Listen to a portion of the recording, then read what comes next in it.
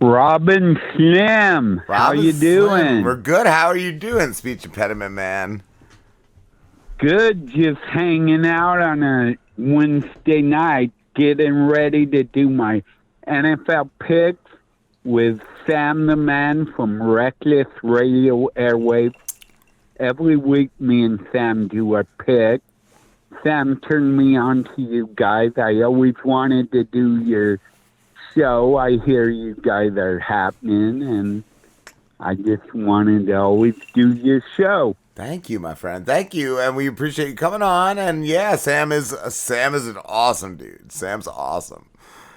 Yes, he is. He's the man. Mm-hmm. He's the man. Yep. Speech Impediment Man, you are the man. You're a stand-up comedian. Well, I try to. I'm still doing my comedy. I've turned 61, and it's kind of funny. I'm doing more stuff now than I did when I was in my 30s. That's what I was going to ask. Like, do you feel that that's given you an advantage? Like, just knowing certain guys like Lewis Black, they started in their retirement years. Like, I feel like sometimes it gives you an advantage, or you're more confident. Well, yeah, you got all the experience. You kind of know what you expected, and it's like, I don't know, the older you get, it's like you got the Grim Reaper looking over your shoulder, so you don't know if it may be your last time in Vegas, so you gotta make it a good one. Yes. Yeah, I like that. Like, yeah, you gotta leave something for That's right. For the That's world. right. I mean, what am I gonna do when I'm retired? Just sit in the room and look at the four walls? I gotta do something. Yes. Oh man, but you were also a big name from the Howard Stern Show, Speech Impediment Man. How did you first connect with Howard? Okay, well, in 1996, he came to Westwood, and he did a book signing for his Miss America book, and I waited in line, and Howard stayed there for like 8 hours. He signed like 25,000 books. It's amazing. Wow. And I took a copy of my comedy, and I had my Speech Impediment Man shirt, and I talked to him and told him I wanted to be on his show.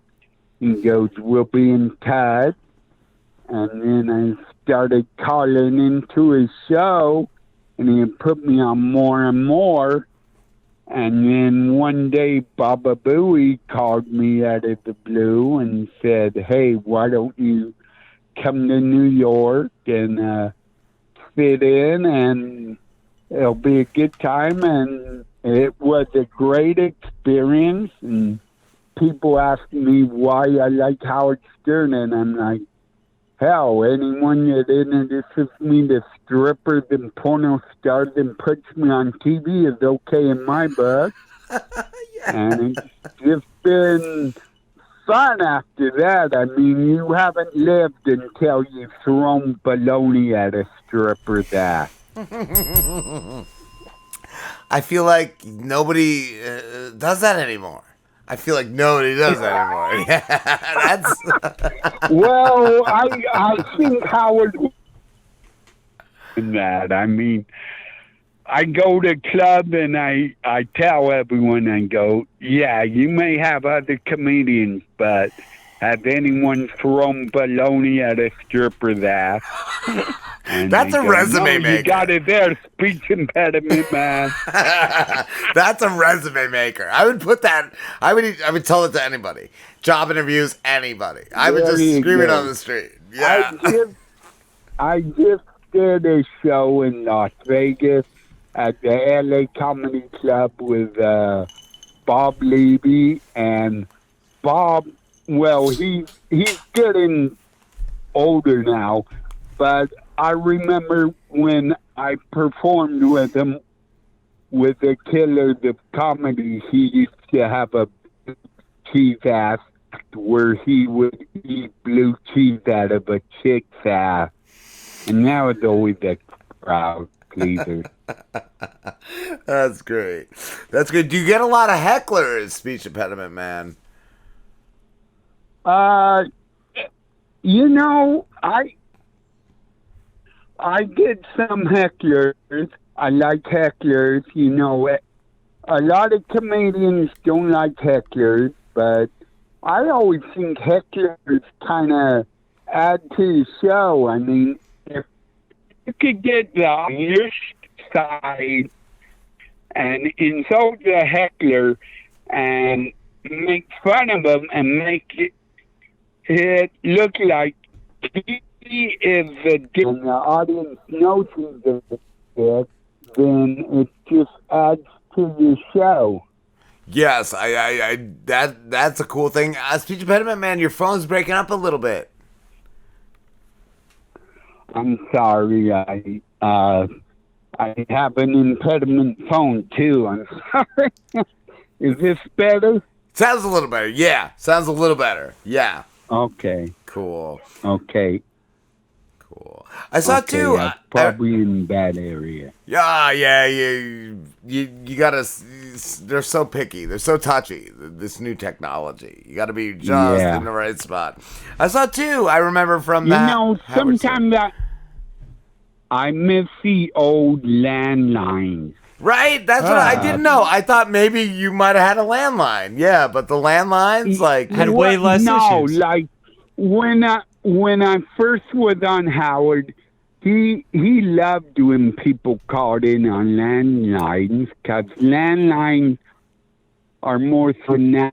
Now they have the wireless ones, Wi-Fi, and I mean, I don't know. I'm one of those persons like more technology means more problems. Yeah. I mean, I remember. can't even work my computer yet. I remember my dad always saying that with vehicles, like car windows, if they were electric, are gonna have more problems than a manual crank. I used to have a 70 Nova, and I could work on that. I could change the heads, and I was on it and stuff. Nowadays, I mean, I don't know how to even work on the cars. I mean, my check engine light comes on all the time.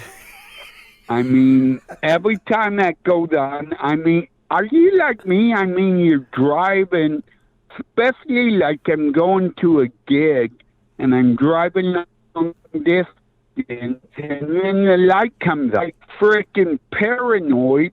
You're like in the middle of nowhere, but you're like, I can't stop because there's nothing out here. I feel like, too, a lot of times on the newer vehicles, like, the light comes on, it's too late.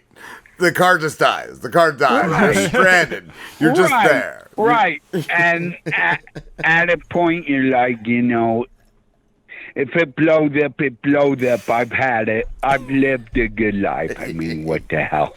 Yes. I don't know. I had that, like, just what you didn't do. About a year ago. Yeah, the light came on, and it gave me no time. No time. The light came on, and I was just broken down. I was just broke down in the fast lane. Like, the car just shut itself off, I guess, just as a computer signal or whatever. Yeah. It was ridiculous. And then I got people honking and like almost hitting me. It was awful. Yeah, it was awful. It's a nightmare. I mean, I don't know. More technology, more problems. I'm a simple guy. Yeah. Just keep it simple. You do your own show though, right? Right? Speech Impediment Man, you have your own podcast? I do my Sam is helping me on Reckless Radio. For a while, I had a show called The House of Speech, a Gonzo podcast. Yes.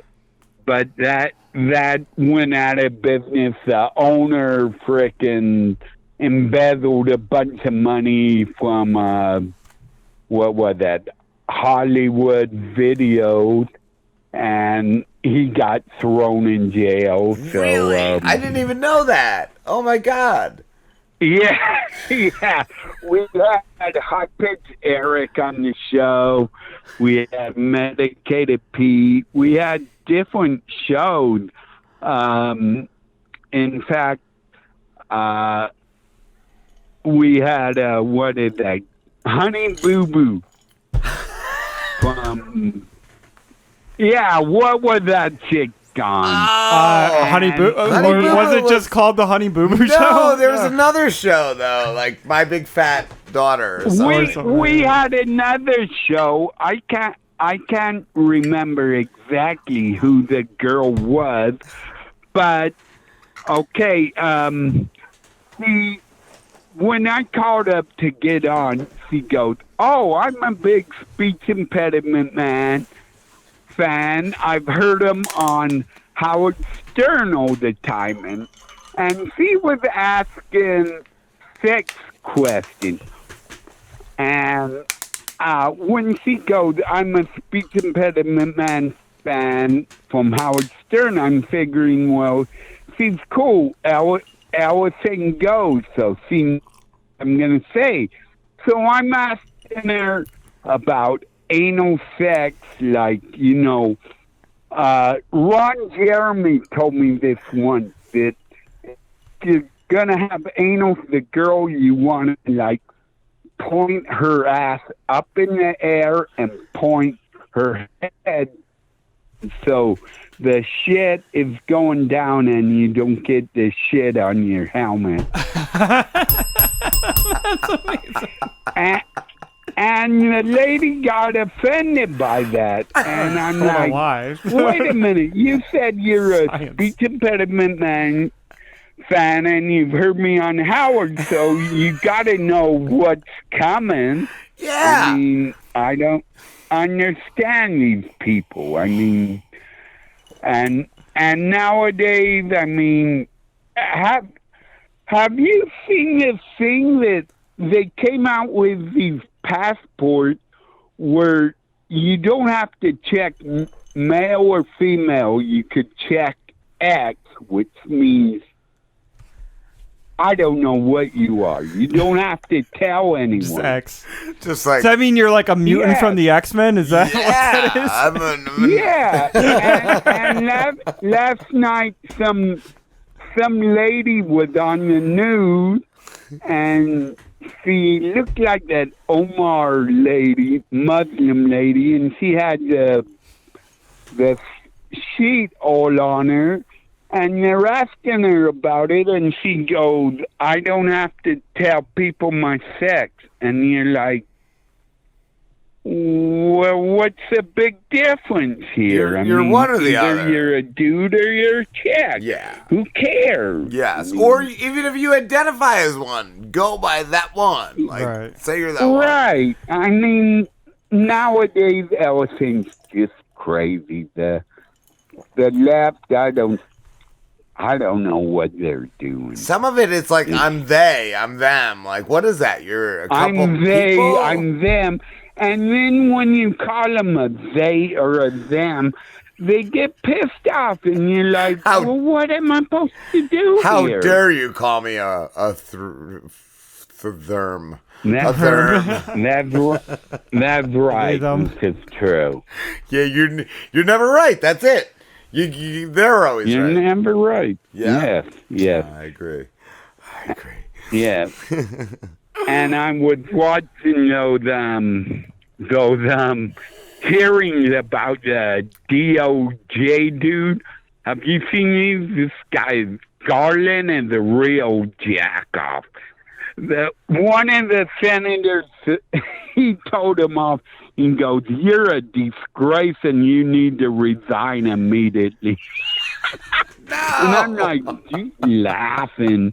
I mean, some of these things they're coming up with are just hysterical. I'm all for everybody doing what they want, but yeah, don't make it so confusing where anything and somebody says is going to be a big issue. Like, just. Well, yeah. From what I get, some girl got raped by some kid dressed as a girl in a skirt, and the school board's trying to cover it up. So I don't know. It's just out of control. Yeah. What are you gonna do? I mean, comedians gotta make fun of it.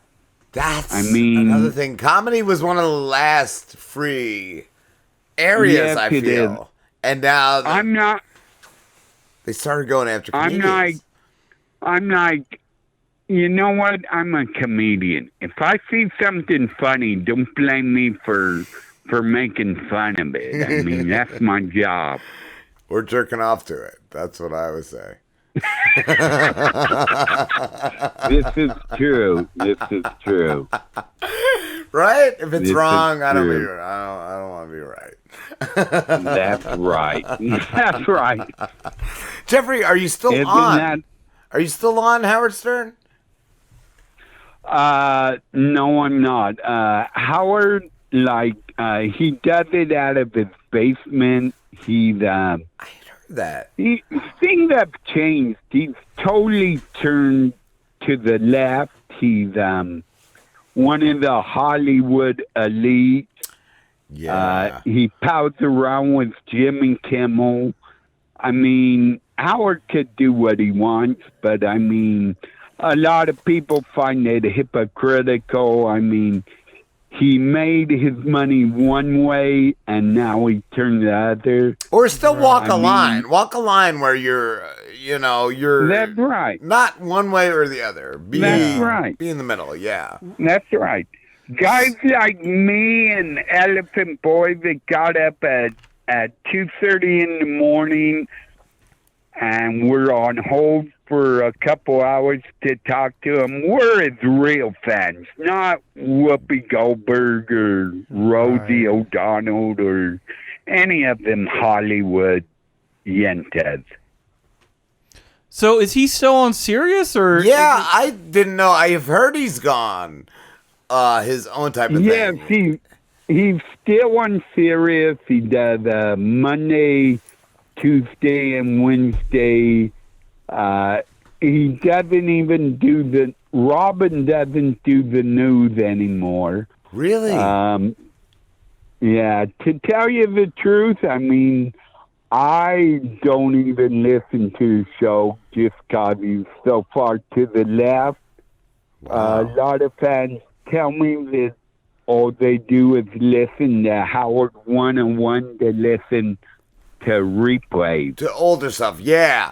That's what I remember him as, like, even just like you said, like, even using terms that we don't use anymore. Like, okay, maybe you've moved on from them, but you've still done that. So, like, right, still be more for the free speech type of thing. Like, yeah, I don't get it.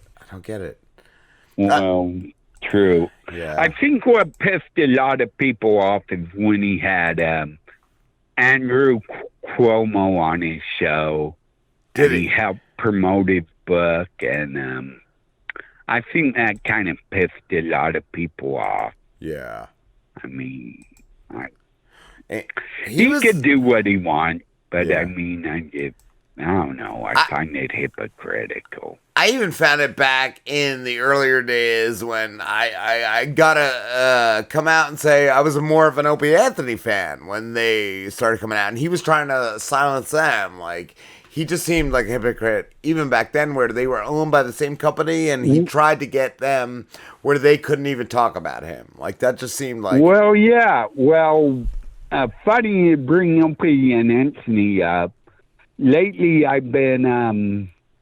Anthony started Compound Media. Yes. And I've been calling into a show there in Hot Water with Gino Piscotti and Aaron Berg. Yes. And I've been touring around with him doing some comedy. Cool. And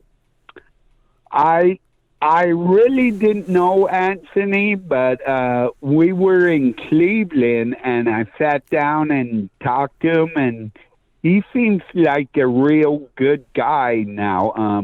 Yeah. Even back in the day, I ran into them a couple times, and Anthony always, even Opie. Even when I ran into them back in the day, like, they just were more decent to talk to. And I know they've had their things and they've had their falling outs, but I've always had a much better experience with them and their people than Howard. Howard seemed to be. Howard seemed to be. Well, it got to a point at Opie and Anthony were like, Opie got a little jealous because Anthony had a good rapport with all the comedians like Jim Norton that would come on. Yes. And that broke him up. And the fans. But I feel like Anthony was always more of the favorite. It was a favorite. Yeah, but I mean, just talking to Anthony, he seems like a more down-to-the-earth guy. He doesn't take it too serious. And, I mean, Howard, he used to talk about how, like, he would do the show and then come home and lock himself in his basement and work on the next show. I mean, it just seemed I like Howard, and I'm always going to be a Howard fan because he made me who I am. Yeah. But, I mean, it seems that he took it a little too serious, where Anthony kind of seems like, well, if it comes, it comes. If it don't, what the hell? Yeah, that and just always, I hadn't even heard, even when I was right out of high school, I knew people, like, because I grew up in North Jersey, and I heard, I had friends in college who were, their parents had known Howard, and just saying how much of a paranoid guy he was. Right. Like, that he didn't trust anybody, and always, like you said, almost like locked himself in, like secluded himself from other people. Like, always seemed like a guy like that. Well, I still keep in touch with some Howard people, like Steve Grillo, who was an intern there, and Mike Gandy, and other people. And I don't know, I've heard some stories about Howard being paranoid and stuff. And I mean, you kind of like, rich people, I think, why do you have to be that way? You don't have to be a dick. I mean, you've already made it. Enjoy it. Yeah, or maybe to an extent. Maybe to an extent, but not to that extent that I've heard with him. Well, yeah, but I mean, half the who had the great attitude is Jerry Seinfeld. Yeah. He was on Howard, and Howard was asking him some questions, and he's like, no, I don't care. I'm rich. What the hell? Which is the attitude you should have. You have all the money in the world. You could go wherever you want. Do whatever you want, yeah. Yeah, I mean, would it hurt you to be a nice guy? What the heck? I mean, give a no-name a thing. And you know what really bugs me is I was doing some shows, and Howard even told me, he goes, Speech Impediment Man, I don't like you using Speech Impediment Man from the Howard Stern show to build your show. And I'm like, well, wait a minute. I was on your show, so that's a credit. I mean, what hurt is Speech Impediment Man doing to a big guy like Howard Stern? There's no point in that. Yeah, exactly. Speech Impediment Man, we have to wrap this up, but dude, it's been great. I thank you so much for coming on our show. Okay, well, no problem. I'm kind of sorry I kind of hogged the time all the time. No, you did. But you did great, my friend. You did awesome. I loved it. Okay. Well, thank you. We'll have to do it again sometime. Definitely. Yeah. Where can everybody find you? I'm on Facebook. I'm on Instagram. I'm on Twitter. I'm all over the place. You know Sam. Sam could get a hold of me all the time. Hell yeah. Sam Nemo from Reckless Airwaves Radio. There you go. Awesome. Thank you. Thank you so much for talking to us, Speech Impediment No Man. problem. Thanks for giving me the opportunity. Absolutely. Thank And you. like you said, we'll do it again, my friend. Okay, have a good night. You too. Have a good one. Have a good one, and Okay. have a happy Halloween.